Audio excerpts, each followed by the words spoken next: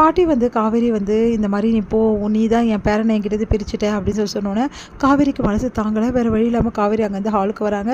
அதை பார்த்து விஜய் பின்னாடியே ஓடி வராரு. காவேரி சாரி காவேரி, பாட்டி உங்ககிட்ட இப்படி நடந்துக்கிறதுக்கு அப்படின்றாங்க. அதெல்லாம் ஒன்றும் இல்லை பாட்டி, இப்போ நிதானத்திலே இல்லை, அதனால நான் ஒன்றும் தப்பாக நினைக்கல விஜய் அப்படின்றாங்க.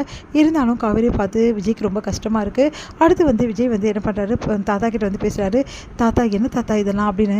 என்னன்னே தெரியலடா, அவள் ரொம்ப குழம்பு இருக்கா, அதான் காவேரி அப்படி பேசிட்டா, காவேரி கோச்சிக்கிட்டாடா.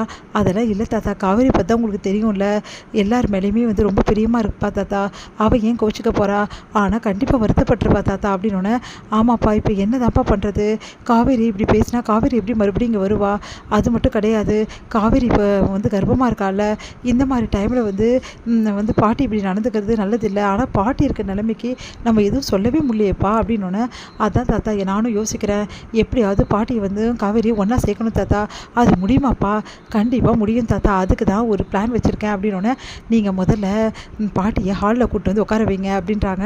அதை கேட்டுட்டு எதுக்குப்பா அப்படின்னோடனே, நீங்கள் கூட்டினது உட்கார வைங்க தாத்தா, அப்புறம் நான் பேசிக்கிறேன் அப்படின்னோடனே, சரிங்க தாத்தா நீங்கள் வந்து கூட்டின்னு வர வேணாம், நான் கூப்பிட்டா தான் பாட்டி வருவாங்க, நானே போகிறேன் அப்படின்னு சொல்லிட்டு விஜய் போகிறாரு. விஜய் வந்து பாட்டிக்கிட்ட, பாட்டி இந்த ரூம்லேயே நீங்கள் அடைஞ்சு கிடக்க வேணாம், நீங்கள் ஹாலுக்கு வாங்க நம்ம போய் உட்காரலாம் அப்படின்னோடனே, ஹாலுக்கா எதுக்கு விஜய் அப்படின்னோடனே, வாங்க பாட்டி அப்படி சொல்லிட்டு ஒவ்வொரு பண்ணி கூட்டின்னு வராரு. காவேரி வந்து பார்த்துட்டு பயந்துடுறாங்க, பயந்து எழுந்துக்கிறாங்க.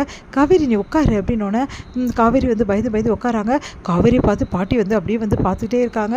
அதை பார்த்து காவேரி ஐயோ பாட்டிக்கு வந்து நம்மளை திட்டுறதுக்காக தான் இருக்காங்களோ, ஒரு வேளை திட்ட போகிறாங்களோ அப்படி சொல்லிட்டு பயந்து போயிடுறாங்க.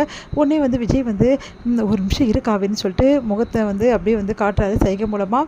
அடுத்து வந்து பாட்டிக்கிட்ட, பாட்டி உங்களுக்கு ஒரு விஷயம் தெரியுமா, என்ன விஷயம்டா அப்படின்னு கேட்குறாங்க. உங்களுக்கு ஒரு சர்ப்ரைஸ் நாங்கள் வச்சுருக்கோம். என்ன சர்ப்ரைஸு, வேறு என்ன, காவேரிக்கு குழந்தை பிறக்க போதில்ல, காவேரிக்கு குழந்தை பிறக்க போதா, ஆமாம் பாட்டி உங்களுக்கு மறந்துட்டிங்களா, உங்களுக்கு கொள்ளு பேரனோ கொள்ளு பேத்தியோ பிறக்க போகிறாங்க.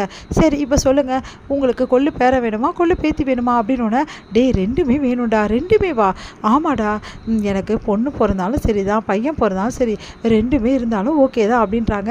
ரெண்டெல்லாம் இல்லைனா ஒன்று தான், ஆனால் உங்களுக்கு என்ன வேணும் அப்படின்னோடனே, எனக்கு வந்து ஒன்றை மாதிரியே ஒரு பேரை வேணும்டா. ஓ என்ன மாதிரியா, கண்டிப்பாக கிடைக்கும்.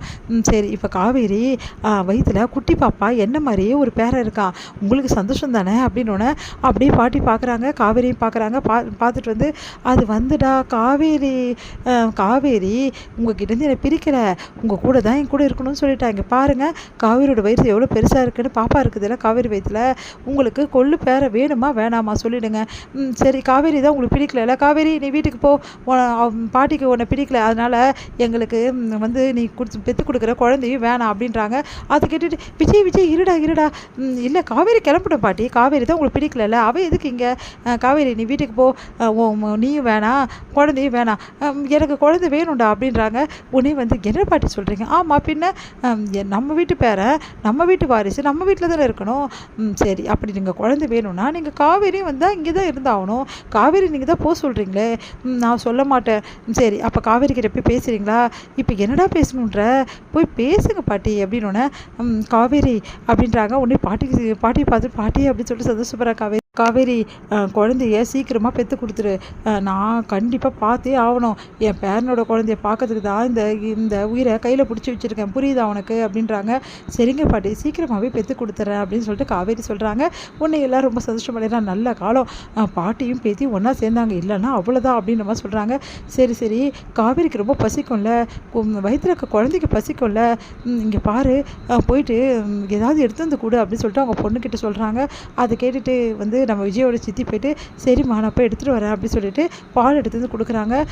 எனக்கு வேணாம் அவளுக்கு கூட முதல்ல அப்படின்னோடனே, உடனே காவேரி வந்து பாலை வாங்குறேன். சரிம்மா 2 பேருக்கு தான் எடுத்துகிட்டு வந்திருக்கேன், நீ ஒரு டம்ளர் பாலை குடி அப்படின்னு குடிக்கிறாங்க. 2 பேருமே அதை வாங்குறாங்க. காவேரி நீ சீக்கிரமாக குடிச்சிடு, இல்லைனா குழந்தைக்கு பசிக்கும் அப்படின்றாங்க. உடனே வந்து சரிங்க பாட்டி நான் குடிச்சிடுறேன் அப்படின்னு சொல்லிட்டு காவேரி வாங்குறாங்க கையில். அடுத்து வந்து வேறு ஸ்நாக்ஸ் குட்ரி அப்படின்னோடனே, ஸ்நாக்ஸ் வந்து பவுலில் எடுத்து வந்து கொடுக்குறாங்க.